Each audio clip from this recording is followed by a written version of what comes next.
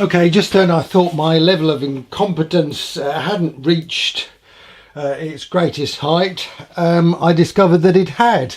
Right, well, before I do any more damage in this workshop today, I'm going to call it a night and going off and have some dinner, I think.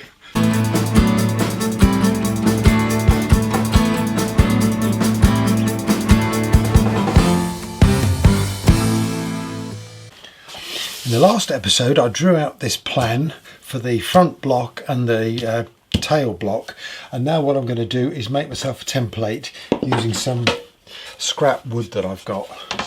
So first thing I need to do is cut this out.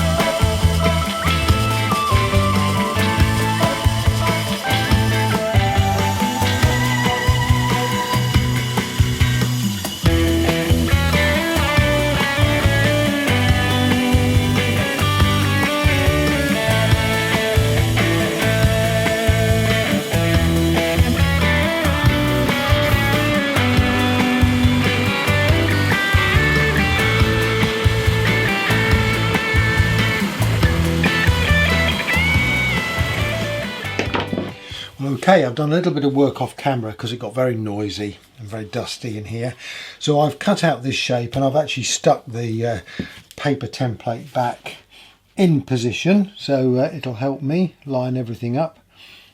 So that piece goes at the front there. I've cut it a little bit shorter than I was going to, but that's fine, there's no problem there. I've also cut out the back piece as well, and that'll just slip in there. And the next thing I need to do now is to join these two pieces up with this piece of wood here. So if I just remove those and place this on the plan like so. I've just put a mark there, so I need to cut this piece here. Then I need to do a bit of chiseling just to chisel out a little slot on each of those pieces to glue this into.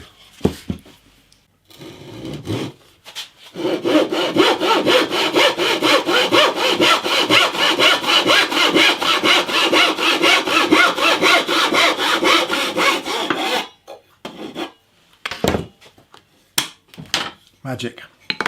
I'll just drill some of this out first to make it a little bit easier.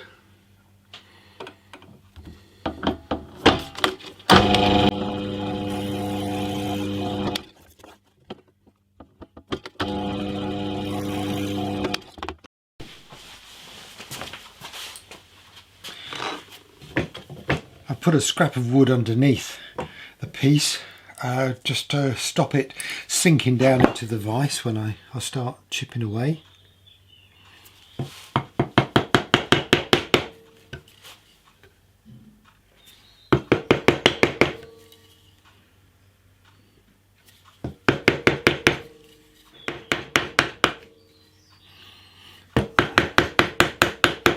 Chipped away a corner there, never mind.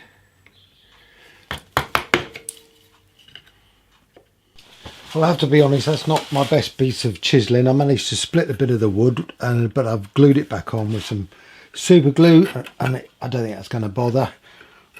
I'm just going to shave a bit more off the bottom of this. Now I've just got to do the other end, and I will definitely try and do a better job. Right, I've drilled a couple of holes. Let me just see if I can cut into this a bit.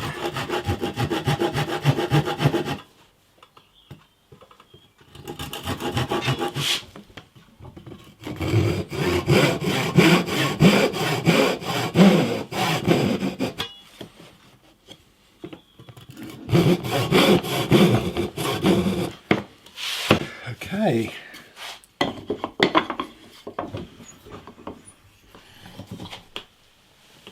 Let's see what we can do with this one.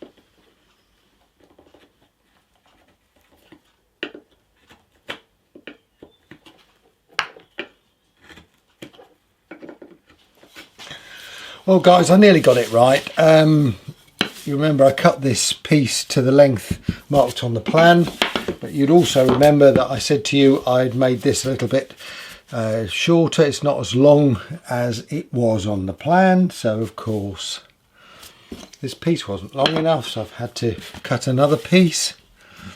So hopefully this bit is long enough. It's actually a better fit actually. That's nice. Let's bang that in.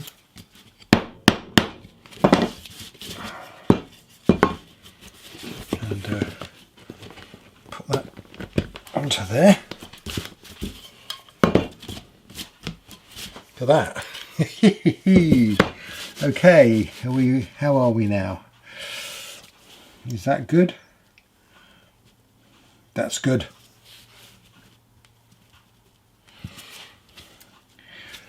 That's just what I want. Right, I'm going to glue that up now. Realise this is a slightly unorthodox way of making a hollow body guitar, but it seems to work.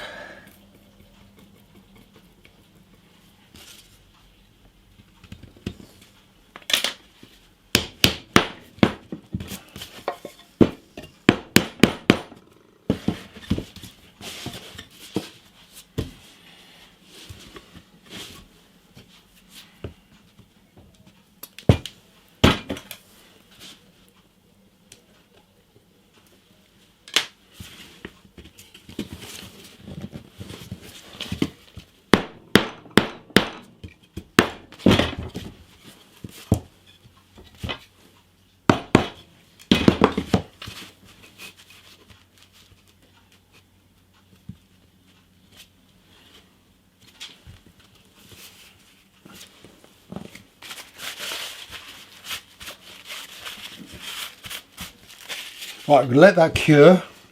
I've got another one of these to make and another back piece to make, but I'll do that off camera. Come back to you when I've done it. Okay, just then I thought my level of incompetence hadn't reached its greatest height. I discovered that it had, because I chopped out the wrong end of this section here, so I've had to put a bit of filler in there to cover it up.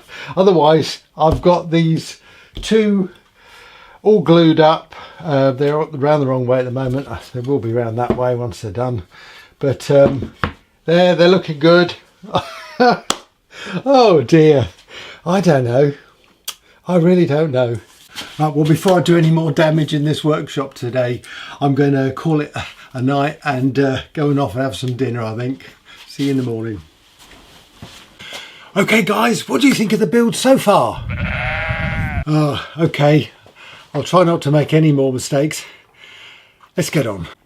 Now then, you may remember in the last video I made a mistake, unsurprisingly, and what I did was I stuck the headstock on the wrong side of this neck, because on one side I've got a nice light veneer and on the other side I had to use some scrap veneer which doesn't show up. So I end up with a nice line down the headstock disappearing into nothing in the neck. So made myself a new neck. Now I ran out of the Zebrano in the middle, so I've had to use some darker wood, which I think actually works better.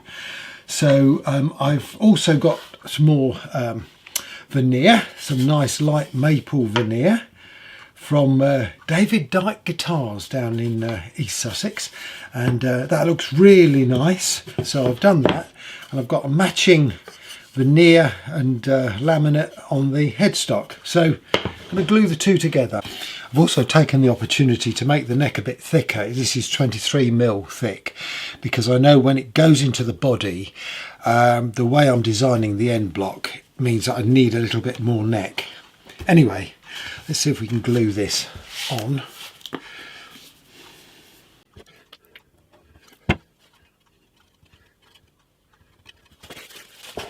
I've got a mirror here to check that I'm all in line.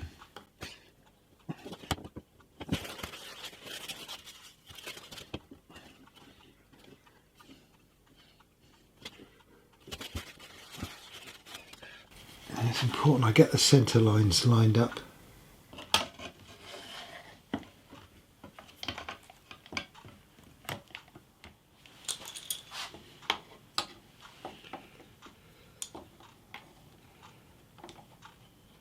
It's taken me 12 minutes to glue that, because it was really important that it all lines up at the back there. I'm not sure if you can see that. It is lining up now, as good as I can get it anyway. Right, should have put register pins in there, but I've not had so much luck with those in the past anyway. But anyway, let's see how it goes. No, I have to correct that. It was about half an hour to do that, because after I'd just shot that previous bit, I had to take it off because it had moved just a slight amount. And so I've glued it all up again. I've used Titebond this time, because Titebond seems to hold it a little bit better. But yeah, I think we're going to have to see what I've got. But it does look lined up now. In the past I've used cocktail sticks to try and register it, but I've never got it absolutely accurate with that method, because there's always a little bit of movement with those wooden sticks. But yeah, fingers crossed.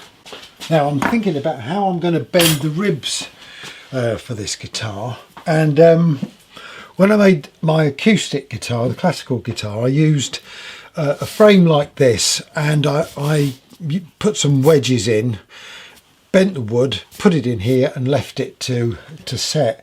I think this time I'm going to have to do a slightly different thing. I think I'm going to have to bend it round a former. So the bit that I've cut out the middle of this block here is going to do the job, but I'm going to have to be able to clamp the wood onto it. So I think the way to do that will be to, let's just roughly sketch it, basically cut out the middle. But I need to cut it out in such a way that I can put clamps in. So it's going to be sort of angled to follow the angle of the shape there, or the roundness of the shape. And I need enough clamps to hold the whole lot solid. So I think this is going to do the job actually. Now round there is going to be quite difficult. So I'm going to put a clamp in there. See if I can get a clamp there, clamp on the end there, and sort of one there, perhaps one there. Right, I think I'll cut that shape out.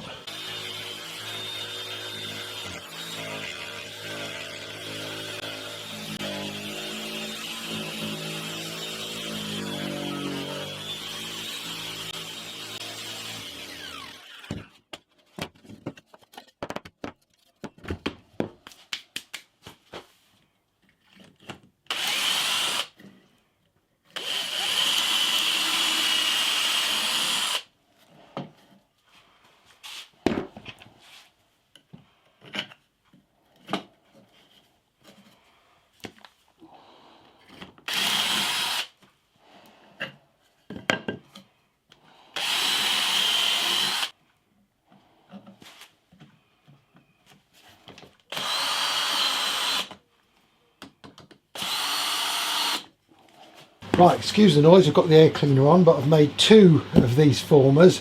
I cut it out with the jigsaw there because this wood plays havoc with bandsaw blades, so I didn't want to bugger those up. But I've glued and screwed a couple of blocks of wood on the bottom so I can put it in the vise to support it. I've no idea how on earth I'm going to do that. Bend it round there, or even if I can. But that's another challenge for another day. I think I'll start with the top one first, and it looks like that's going to be okay. The idea being that I can clamp the wood all the way around, hopefully. Might be a bit of a job there, but it always is. Use some smaller clamps perhaps. But there we go. Right, well, it's getting a bit late today, so I think it's time to pack in, go off for dinner. Pizza? Yeah, let's do that. Well, I'm back to see how this headstock stuck on. So let's have a look.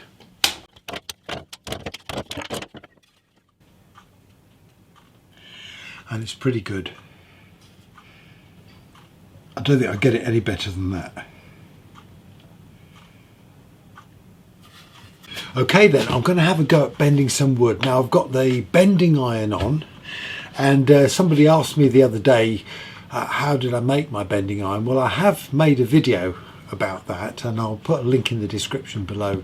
But essentially it's a metal piece of tubing which was actually a leg from one of these kitchen stands, and it's got a bulb in it. It's got a 60-watt incandescent bulb in it. I fitted a thermostat, a digital thermostat, so I could see the temperature, but essentially that's all it is. And got the idea from watching a Spanish guitar builder who I think just used a tin can with a light in it, and it seemed to do the job. Now it never gets as hot as a professional bending iron. It'll only get to about 90 degrees centigrade, but in actual fact I found that that's enough to bend wood. You've got to be a little bit patient, but it does the job. Anyway, while I'm waiting for that to warm up, I need to trim some of the ribs down. I'm going to be using this walnut for the ribs or the sides of the guitar, and I've planed it down to 2mm thick, but I only need it about 34mm high. But I'm going to allow a few extra millimeters just to be able to, you know, sand it off nice and smooth.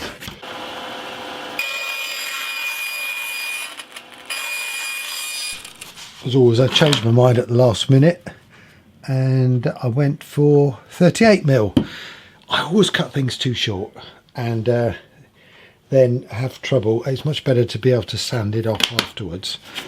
Anyway, so here's a bit. Let's see if we can bend it. I'm going to start with the former on the top of the guitar because that's, it looks to be the easiest one to do, if we're honest, but I don't know.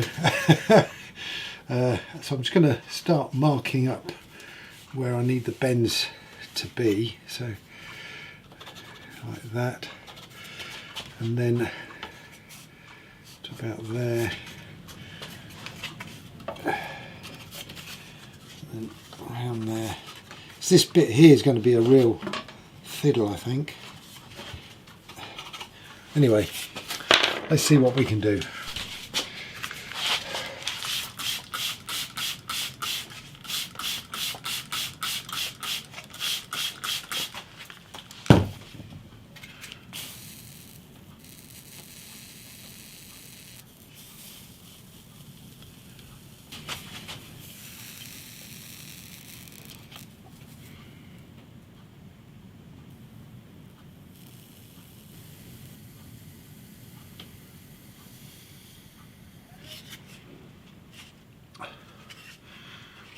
Now it's starting to split and I'm trying to force it too much, so I've got to do it much slower. So I'm going to just turn the camera off, have a go at it, and then come back to you. Well, look, it's not taken very long actually. It's only just literally a couple of minutes, and I managed to get that nice curve there. So now I'm just working through, and I've got to bend it the other way now to get that bit in the middle there. But that looking pretty good actually. It just does take a little bit of time. So the trick is really to keep the wood really wet, especially on the side that you're going to be cooking, as it were. And then just really apply very gentle pressure and just warm up the area. And you find that after a while the wood starts to ease and just allow you to put that bend in. If you try and force it, you're gonna get a crack, but doing it slowly does the job. And you see I'm just getting the bend in there now. Just wet that again. And I say we're on 89 degrees centigrade at the moment, so it's not that hot. I can see the wood sizzling and a bit of steam coming off. It's a really gentle process this though. It's very sort of relaxing, if I'm honest.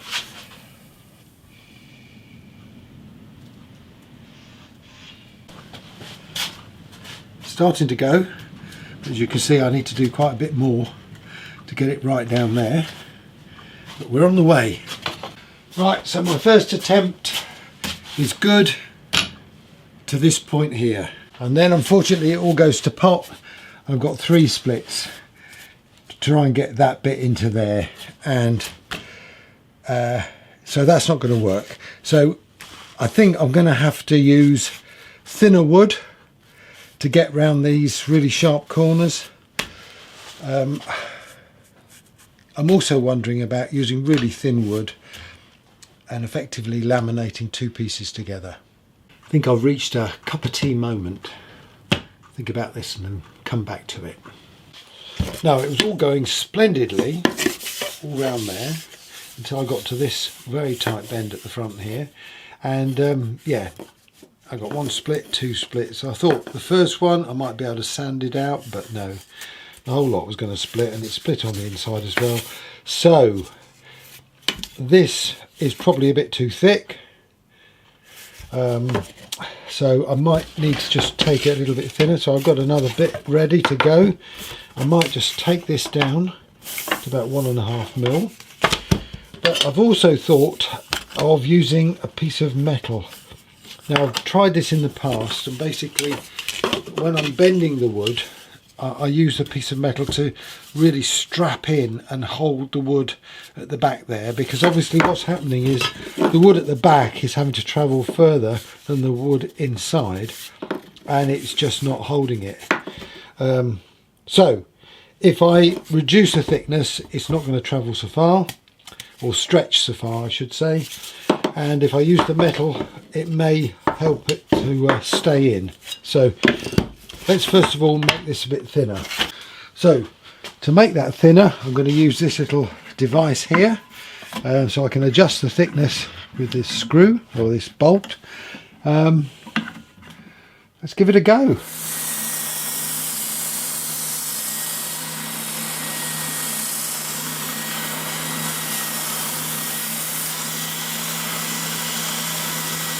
Right then, taken this down to 1.5 mil. So yeah, let's hope that this bends. I'm going to start off this time at this end, so I'll start bending it from there, and then hopefully if I have got a problem I can move it down. I've still got some left to have a go at, so whoa, let's give it a go. I'm also going to try using my very hot mini bending iron for some of that first part of the bend.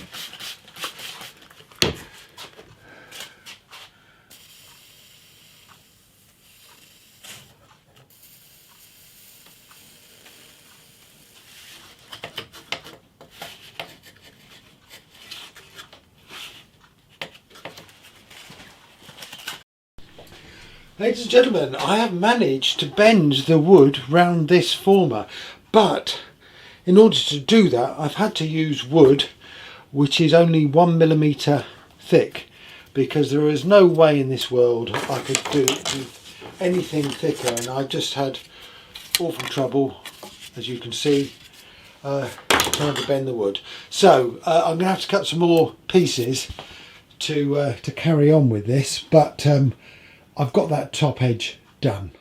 Now I had a good idea that this was going to give me problems, so I've cut a piece of wood which is 38mm across there, wide, and I'm going to do some, well, probably 3mm slices and then take it down to 1mm. Let's see how it goes.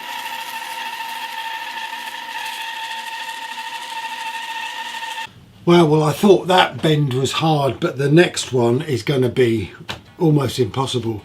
So what I've done, I've cut myself 4 new ribs. All of these have been thickness to about 1mm. So in the next video you will see if I manage to achieve the bend around this cape of really difficultness. I don't know. Anyway, hey, thank you for watching this video.